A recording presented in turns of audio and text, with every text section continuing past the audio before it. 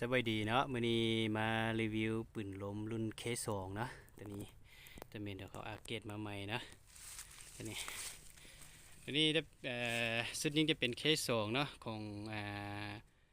ไซงอนเนาะเวียดนามนะนี่นะเวียดนามผลิตนะแต่แบบอยู่ไซงอนเนาะอ่าวาล์วจะเป็นวาล์วZ 1000เนาะโลโก้จะเป็นหัวเสือเนาะตัวนี้ถังจะเป็นถังอาลูเนาะ 0.42 ตัวนี้ลาวได้เป็นลาวที่เคฮ่องกง10เกี่ยวเนาะยาว50ซังตีเนาะหรือเซาอีนเนาะกล้องนี่จะเป็นกล้อง Discovery นะ3/12x42เนาะรุ่นมีไฟในเลนทั้งท้ายนี่พักได้ดึงได้นะพักได้นะทั้งนี้ก็ดึงได้นะบิดแบบนี้นะ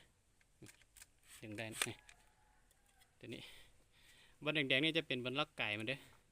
แจ้งราคาฮูเนาะบางคนบูฮูเนาะจนบิดไก่จนคดเนาะตัวนี้นะถ้าเวลาเขาดึงมันล็อกไว้ดุนๆนะมันล็อกเองก็ได้เนาะตัวนี้นะงามไหลเนาะลูกค้าคนใดสนใจก็ติดต่อมาหาเนาะรุ่นนี้เนาะ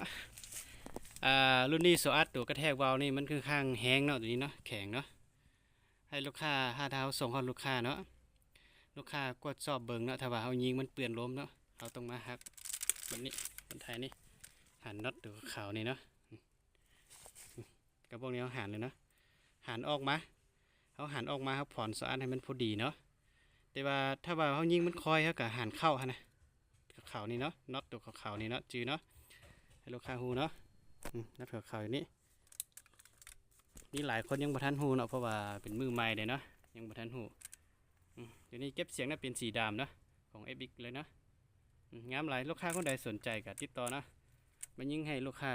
30 เมตรเลยเนาะเที่ยวเฮือนนี่บ่ได้ไกลหลายเนาะช่วงนี้ฝนตกเลยเนาะบ่ได้ไปรีวิวยิงไก่78-80 เมตรให้เบิ่งเนาะฝนตกทั้งเปื้อนได้ไปบ่ได้เนาะยิงลูกเบอร์2เด้อลูกจะแบบนี้เนาะ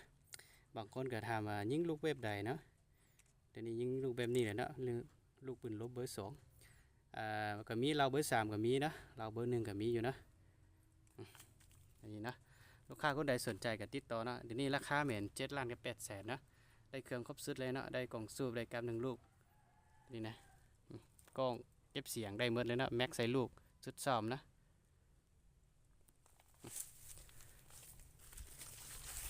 แก่เลยหน่อยเบิ่งงามเลยนะแต่นี้เด้อลูกค้าคนใดสนใจติดต่อนะ